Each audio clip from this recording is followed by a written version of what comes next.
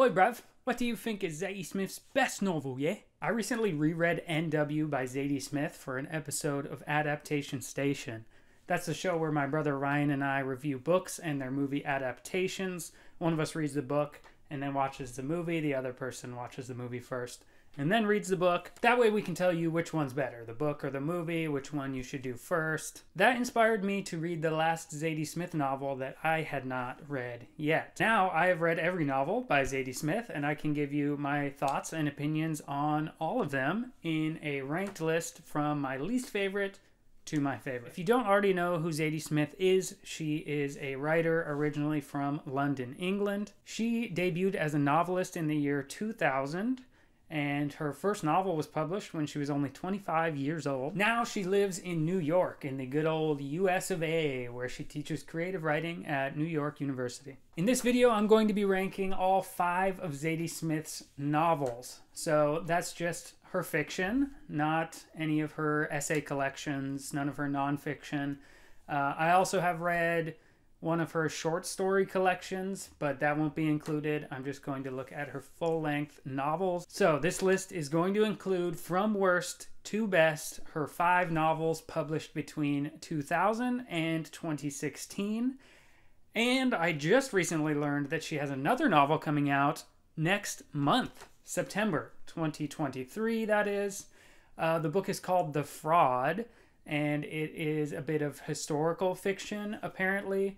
So it's a novel, it's a made-up story, but it deals with some real literary drama that happened in the 1800s, and apparently will include Charles Dickens himself as one of the characters in the novel. So I'm really excited to read that new book when it comes out next month. Without further hoopla, let's get into the list. Starting at the bottom of the list with number 5.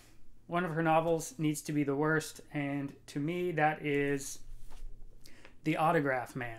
The Autograph Man is Zadie Smith's second novel after her debut. This one came out in 2002. Autograph Man follows the protagonist named Alex Lee Tandem of Mountjoy, England, whose profession is buying and selling celebrity autographs. Lee Tandem is a young guy. I believe he's in his 20s for most of the novel, excluding the prologue. He's a mixed race guy. His father was Chinese and his mother was a Jewish white woman. And the novel is a coming of age type of story because we have a young protagonist, and it does also deal with spirituality. So it has to do with Jewish spirituality, the religion of Judaism. I give The Autograph Man a 6 out of 10. It's not bad. It's all right. It certainly has something to offer. So in my opinion, even the lowest rated Zadie Smith novel is probably worth a read. I didn't really get into the characters or plot of this one that much. However, Zadie Smith's writing style alone gives this one something for the reader to enjoy. I did like the plot of the second half of this novel more, and particularly one side character that appears in the later half, but I'm not going to spoil any of that for you if you want to check it out. Maybe I would have enjoyed this one more if I knew more about Judaism, but I don't. Moving on to number 4 on my list, Swing Time. This one is Zadie Smith's 5th novel that she published in 2016. So as of me recording this video, it's her most recent novel before The Fraud comes out. And Swing Time is about dancing, kind of. It's really a coming-of-age story, again, about an unnamed narrator this time, that we follow growing up with her best friend, Tracy. They both dream of being famous dancers. They take dance classes together, but Tracy is the one that has the talent for dancing, whereas our narrator is a little bit better at singing than she is at dancing. There's some up and down drama between these two friends during their childhood as they're growing up. Eventually, they grow up and also completely apart from each other, but the non-chronological storytelling in this novel that flashes back to their childhood and forward to their adulthood. It shows the reader how their childhood together has a lasting impact on each of their lives. I give Swing Time a 7.5 out of 10. Swing Time makes me think that most, if not all, of our new experiences in life, especially in our adulthood, are filtered through the memory of our childhood, whether we know it or not, as we continue to interpret the world.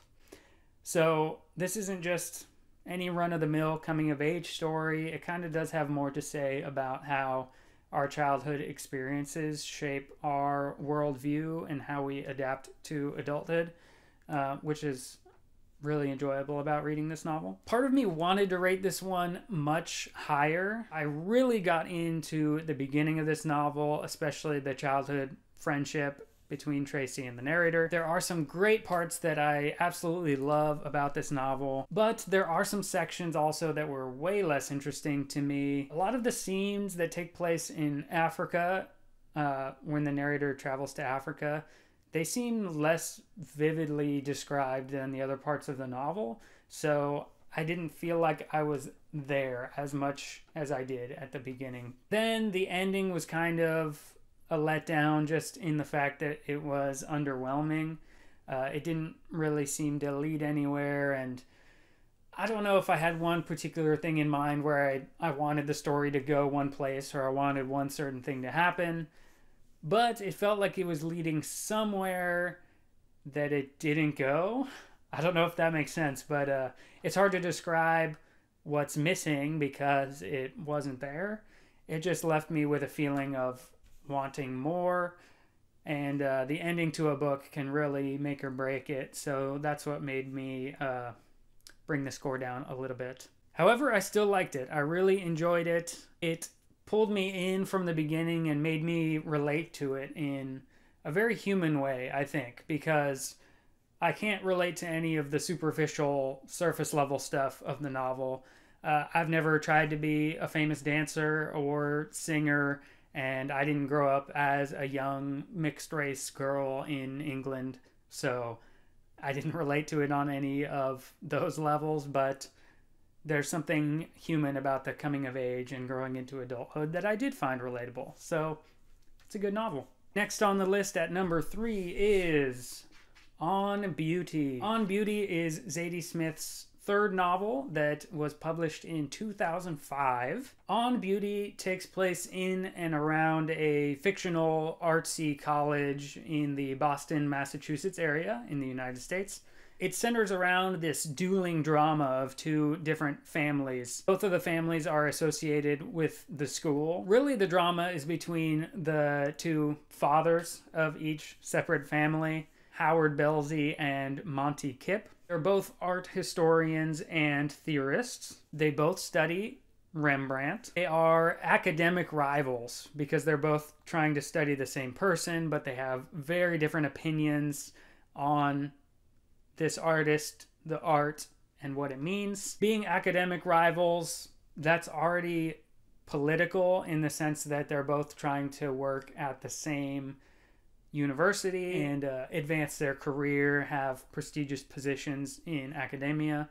It's even more political given the fact that Monty Kipp is famously a right-wing conservative and the other father, Howard Belzy, is very liberal. He's married to an activist and so on. So the fighting, the feud is really between the two fathers, but this spills over into their family lives and it affects the spouses and the children in both of these families, especially when Howard's oldest son falls in love with Monty's daughter.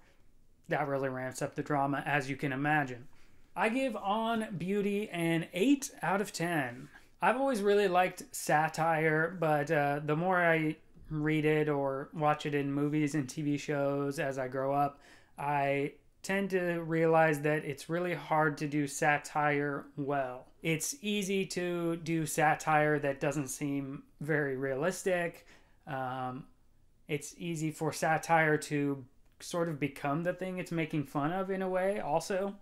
However, Zadie Smith does a damn good job writing a satire in this novel on beauty. She's satirizing academia and the sort of culture wars we have in the US, political debates that really get distracted and don't have much to do with real substantial politics at the end of the day. In her satire, all of the characters feel like real people.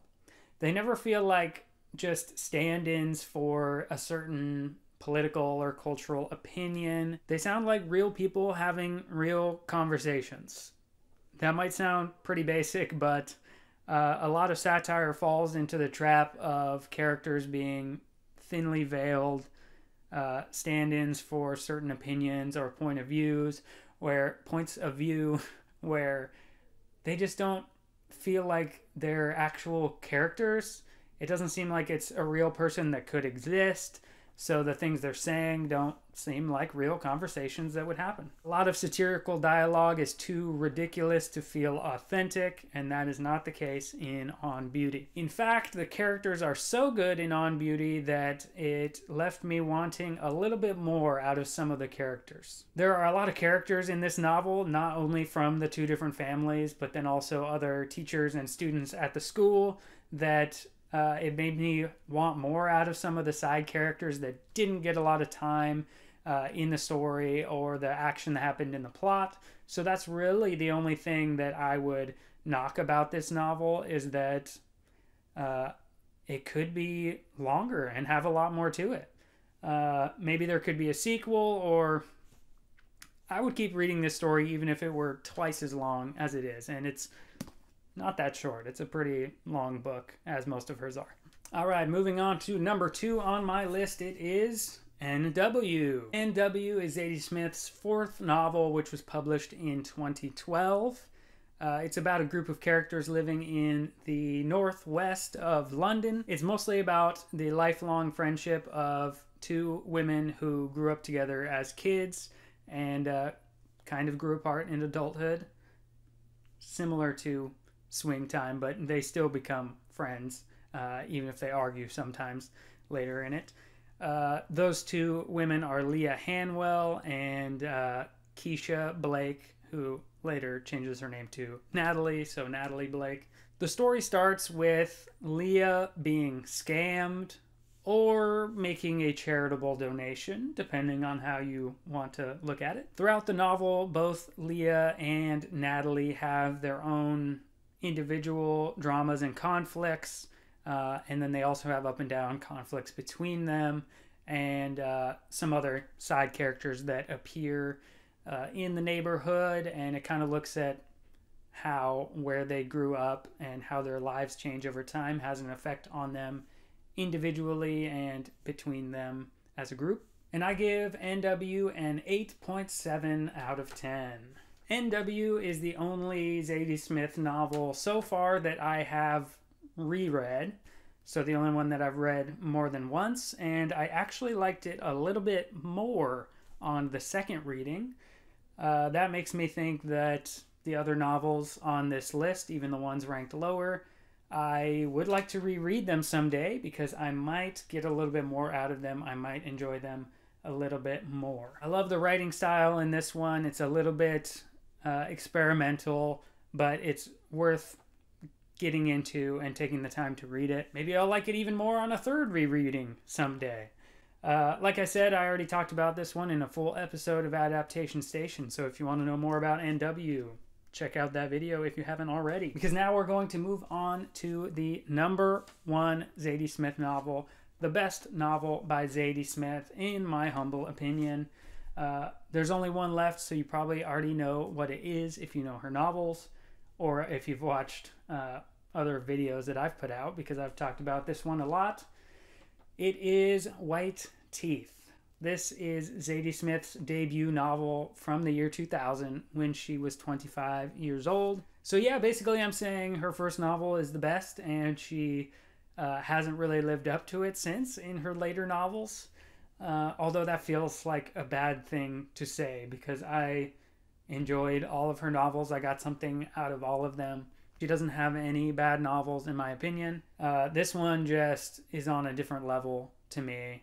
I absolutely loved it. So the plot of White Teeth follows, again, two families, and it's centered around two old friends reconnecting after years after they served together in World War II. Those two friends are Archie Jones and Samad Iqbal. Archie marries a woman from Jamaica named Clara, and they have a daughter named Irie Jones. Via arranged marriage, Samad marries a woman named Alsana, who is a Muslim from Bangladesh, where Samad is originally from as well. The Iqbals have a pair of twin boys, Majid and Milat. Across the 4 sections of White Teeth, all the characters in the family get a lot of time on the page to have their characters developed, to get into some family drama, social drama, political drama, all kinds of dramas that you can imagine. But also, this isn't just a drama, it's also super funny and super entertaining. That's what I love about White Teeth the most, is it's just funny and entertaining. I tend to rate books based on just the entertainment value at the end of the day, how I felt after reading it. Of course, that's not all about entertainment, but how I'm moved emotionally, dramatically in other ways. But yeah, just overall, this novel is firing on all cylinders. So I give White Teeth a 10 out of 10. I've talked about this book enough in my videos where I'm ranking Malala Yousafzai's book club. That's how I discovered this novel and Zadie Smith in the first place. And now that I've finished all of her novels, I can say that she's definitely become one of my favorite writers of all time. I can't recommend this one enough, and I'm really excited to read her new novel, The Fraud. Maybe it will be my new favorite. Alright, that's it for my video today. Have you read Zadie Smith's novels? If you have, how would you rate them? How would you rank them against each other? Let me know in the comments below, and feel free to argue with me about my opinions and how I rate them. As always, thank you for watching. I hope you enjoyed this video, and I hope you enjoy the next book that you read. Bye.